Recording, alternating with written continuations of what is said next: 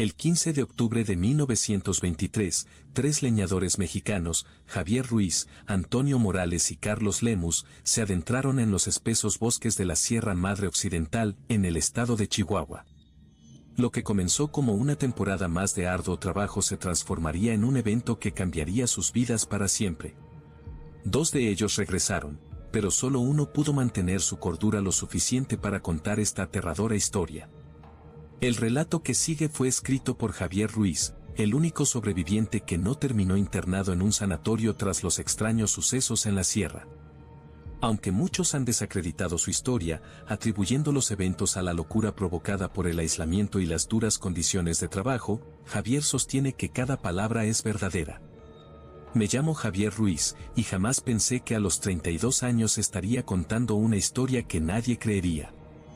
Era un hombre sencillo, acostumbrado al trabajo duro y a las largas jornadas en la sierra. En ese otoño de 1923, partí con mis compañeros, Antonio Morales y Carlos Lemus, para lo que debía ser otra temporada de corte de madera en los bosques de la Sierra Madre. El aire estaba frío y húmedo cuando llegamos al claro donde montaríamos nuestro campamento. Los pinos y encinos nos rodeaban, sus copas tan altas que apenas se vislumbraba el cielo.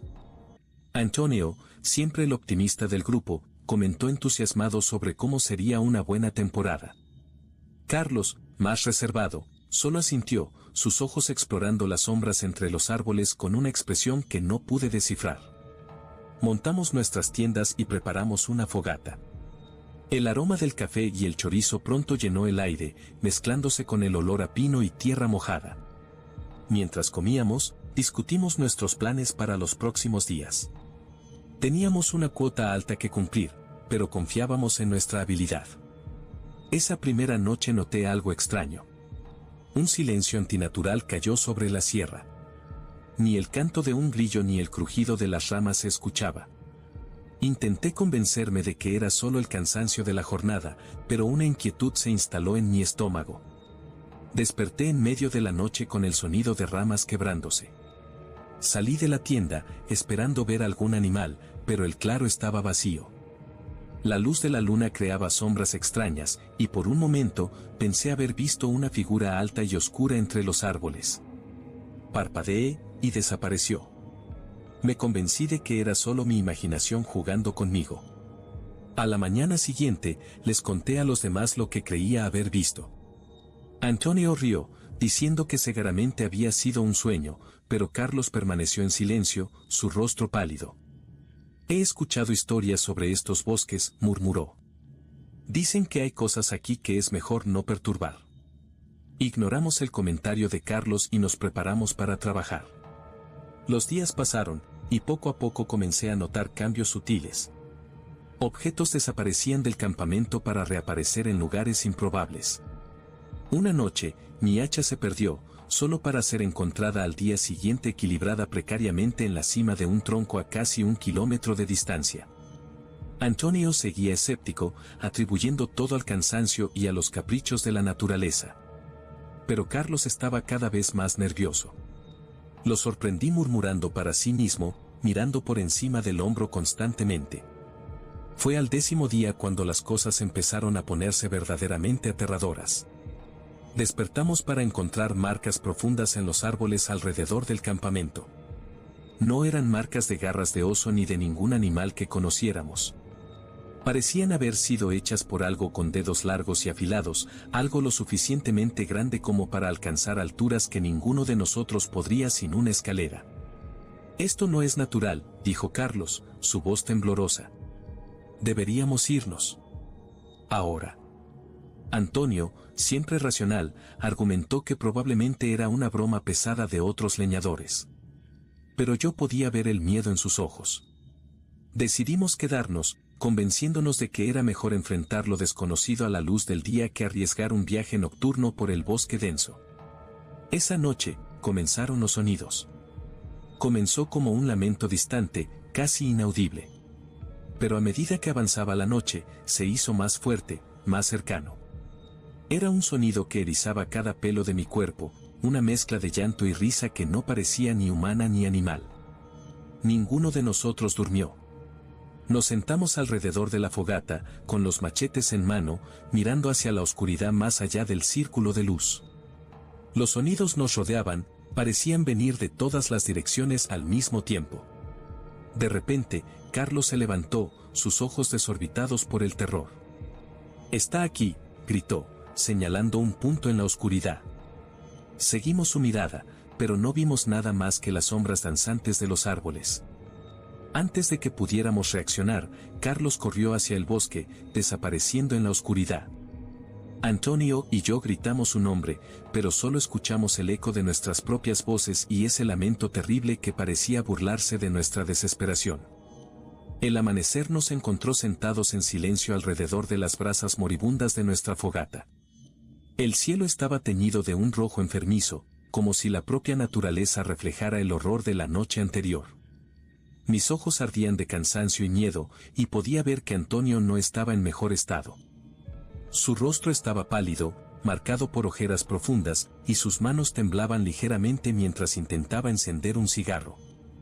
«Necesitamos encontrar a Carlos», dije, mi voz ronca e irreconocible incluso para mí. Antonio asintió lentamente, sus ojos recorriendo el perímetro del campamento. «Sí, pero, ¿crees que todavía está?» No terminó la frase, pero no era necesario. La pregunta flotaba en el aire como un miasma tóxico. ¿Carlos todavía estaría vivo? Nos levantamos con dificultad, nuestros músculos protestando tras la noche de vigilia tensa. El bosque a nuestro alrededor parecía haber cambiado durante la noche. Los árboles, que antes parecían majestuosos e imponentes, ahora se curvaban sobre nosotros de manera amenazante. Sus ramas retorcidas parecían dedos esqueléticos, listos para atraparnos al menor descuido. «Algo está mal», murmuré, sintiendo un escalofrío recorrer mi espalda. «El bosque parece vivo». Antonio me lanzó una mirada preocupada. «Es solo el cansancio, Javier. Tenemos que concentrarnos en encontrar a Carlos». Comenzamos nuestra búsqueda, nuestras voces resonando extrañamente entre los árboles mientras llamábamos a nuestro compañero desaparecido. «Carlos, Carlos, ¿dónde estás?». Cada grito parecía ser tragado por el bosque, devolviéndonos distorsionados e irreconocibles. Las horas pasaban, y la sensación de estar siendo observados crecía con cada minuto. El aire se volvía más pesado, más sofocante, como si la propia atmósfera conspirara contra nosotros. Fue a primeras horas de la tarde cuando Antonio se detuvo abruptamente, señalando un arbusto cercano. «Javier, mira». Colgado de una rama baja, balanceándose suavemente sin viento alguno, estaba el sombrero de Carlos. Era inconfundible, con su ala gastada y la cinta descolorida que Carlos se negaba a cambiar, diciendo que le traía suerte. Antonio se acercó lentamente, como si temiera que el sombrero pudiera cobrar vida y atacarlo. Con dedos temblorosos, lo tomó, dándole vueltas entre sus manos. «Esto no tiene sentido», murmuró, su voz cargada de confusión y miedo.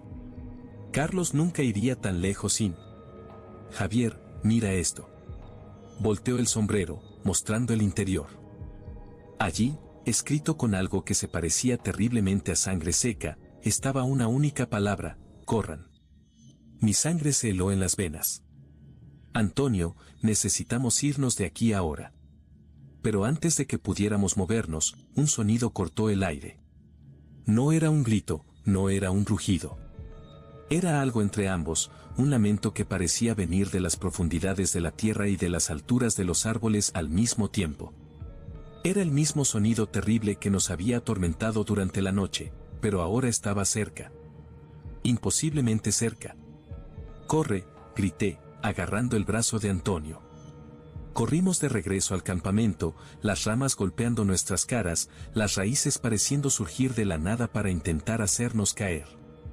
Cada sonido detrás de nosotros nos hacía correr más rápido, el miedo dándonos una energía que no sabíamos que poseíamos. Cuando finalmente irrumpimos en el claro de nuestro campamento, nos detuvimos, choqueados. Todo estaba destruido. Nuestras tiendas estaban en jirones, como si hubieran sido rasgadas por garras gigantes. Los suministros estaban esparcidos por todas partes, latas de comida aplastadas y abiertas como si fueran de papel. Y allí, en el centro de todo, clavada profundamente en el tronco de un pino, estaba la hachuela de Carlos. La hoja estaba manchada de rojo, y colgaban de ella tiras de algo que parecía carne. Antonio cayó de rodillas, su rostro una máscara de horror. Dios mío, ¿qué está pasando? Yo no podía responder. Mis ojos estaban fijos en las sombras entre los árboles, donde algo parecía moverse. Algo grande. Antonio, susurré, mi voz apenas saliendo, tenemos que irnos. Ahora. Él asintió mecánicamente, levantándose con dificultad. Empezamos a recoger lo que pudimos, nuestras manos temblando tanto que apenas podíamos sostener los objetos. Fue entonces cuando lo oí. Un susurro, tan bajo que por un momento pensé que era solo el viento. Pero no había viento. Javier, decía la voz. Era y no era la voz de Carlos. Tenía la misma cadencia, el mismo tono, pero había algo mal. Algo profundamente, terriblemente mal. Javier, ayúdanos. Me congelé, mis ojos abiertos de terror. Antonio seguía recogiendo nuestras cosas, aparentemente sin escuchar nada. Antonio, intenté decir, pero mi voz falló. Y entonces lo vi. Entre los árboles, parcialmente oculta por las sombras en constante movimiento, estaba una figura. Era alta, imposiblemente alta, sus miembros largos y torcidos recordaban ramas retorcidas. No podía ver su rostro, si es que tenía uno, pero sentí su mirada fija en mí, como un peso físico sobre mi alma. Y a su lado, una figura más pequeña. Mi corazón se detuvo cuando reconocí a Carlos. Pero ya no era Carlos, no realmente. Sus ojos, antes llenos de vida y humor, ahora estaban vacíos, dos pozos de oscuridad en un rostro pálido como cera. Su cuerpo se movía de manera incorrecta, como si cada articulación hubiera sido rota y vuelta a ensamblar por un loco. Javier, la voz de Carlos llamó de nuevo, ven con nosotros. Únete a nosotros en el bosque. Para siempre. Un grito escapó de mi garganta, finalmente rompiendo el hechizo que me retenía. Antonio se giró, su rostro palideciendo aún más al ver lo que yo veía. Corre, grité, agarrando su brazo. Y corrimos. Corrimos como nunca antes habíamos corrido, el sonido de ramas quebrándose y esa risa terrible persiguiéndonos. El bosque parecía cobrar vida a nuestro alrededor, las ramas agarrando nuestras ropas, las raíces surgiendo de la nada para hacernos tropezar. Y detrás de nosotros, siempre detrás de nosotros, venía esa figura imposible y lo que quedaba de nuestro amigo, sus voces mezclándose en un coro de invitaciones terribles y promesas de horror eterno. No sé cuánto tiempo ni cuán lejos corrimos. El sol se puso y volvió a salir, y aún corríamos. Tropezábamos con raíces, nos arañábamos con arbustos, pero no nos atrevíamos a detenernos. El bosque parecía infinito, un laberinto verde y oscuro que se burlaba de nuestros intentos de escape. Finalmente, exhaustos y desesperados, llegamos al borde de un camino. Un camionero, sorprendido al ver a dos hombres despeinados y aterrorizados salir del bosque, se detuvo para ayudarnos. Contamos nuestra historia, o al menos lo intentamos. Las palabras parecían inadecuadas para describir el horror que habíamos vivido. Nos llevaron de regreso a la civilización, donde se notificó a las autoridades sobre la desaparición de Carlos. Se organizó una búsqueda, pero no se encontró nada. Ni a Carlos ni nuestro campamento. Era como si el bosque hubiera devorado todo, dejando solo nuestras aterradoras memorias como prueba de que algo había sucedido. Antonio nunca se recuperó completamente. Pasó semanas en el hospital, murmurando sobre sombras y voces. Eventualmente, fue internado en un sanatorio, diagnosticado con un colapso nervioso severo. En cuanto a mí, fui etiquetado como loco por algunos, mentiroso por otros. Nadie quería creer la verdad sobre lo que ocurrió en esa sierra.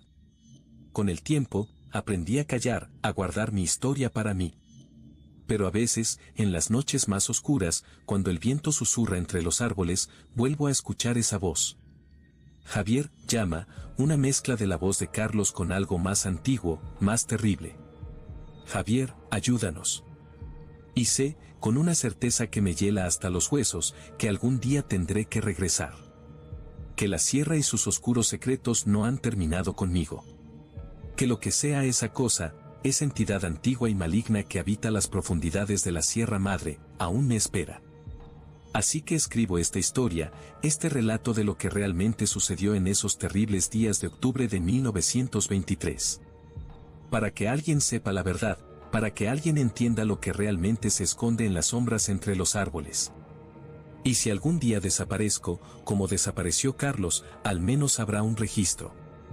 Una advertencia para aquellos que se atrevan a adentrarse demasiado en los bosques antiguos, donde secretos oscuros y horrores indescriptibles aún acechan, esperando a sus próximas víctimas.